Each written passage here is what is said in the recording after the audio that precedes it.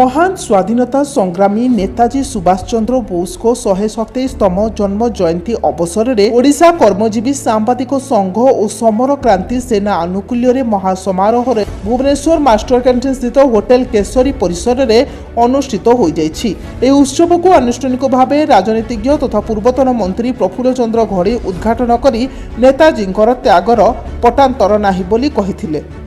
यथार्थरे यह दिवस को पराक्रम दिवस भाव में पालन करा जाउथुबारु से निजर संतोष प्रकाश करथिले। उत्सव में मुख्य अतिथि भाव में जोगदे पूर्वतन मुख्य शासन सचिव तथा वरिष्ठ प्रशासनिक अधिकारी विजय पट्टनायक आईएएस कहिथिले जे नेतांकर आदर्श त्याग साहस और पराक्रम विषय भविष्यत वंशधारा माने भल भाव में जानिबार आवश्यकता रही। पाठ्य पुस्तक में नेताजी संपर्क में विधिबद्ध भाव में संग्राम इतिहास पढ़ा आवश्यक बोली पट्टनायक कहिथिले। ए उत्सव में मुख्य वक्ता भाव में पूर्वतन उपबाचस्पति तथा वर्तमान ओडिशा सरकार कृषि परामर्शदाता रामचंद्र पंडा नेताजी संग्राम संपर्क में पुंखानुपुंख भाव विश्लेषण करथिले। से कहिथिले नेताजी संग्राम जोगु ब्रिटिश माने शीघ्र भारत छाड़ी पलायन करने को एक प्रकार बाध्य होइथिले।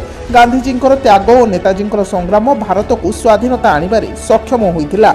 ए अवसर में ओडिशा प्रेस एकाडेमी चेयरमैन सांबादिक संजय प्रधान स्तंभकार सुधांशु महापात्र जोगदे नेताजी त्याग संपर्क में आलोकपात करथिले। प्रारंभ में ओयूडब्ल्यूजे सभापति सांबादिक सुज्ञान चौधरी अतिथि मानक परिचय पत्र प्रदान करथिबा बेले संपादक पवित्र कुमार पात्र विवरण पाठ करथिले। सांबादिक आशुतोष रथ धन्यवाद अर्पण करथिले। सेहिपरि कार्यक्रम में राज्य कोषाध्यक्ष प्रमोद किशोर परिडा, सौमित्र कर, राजेश कुमार महांती, लिंगराज साहू, राकेश होता, मोतीलाल बाग प्रमुख सक्रिय सहयोग करथिले।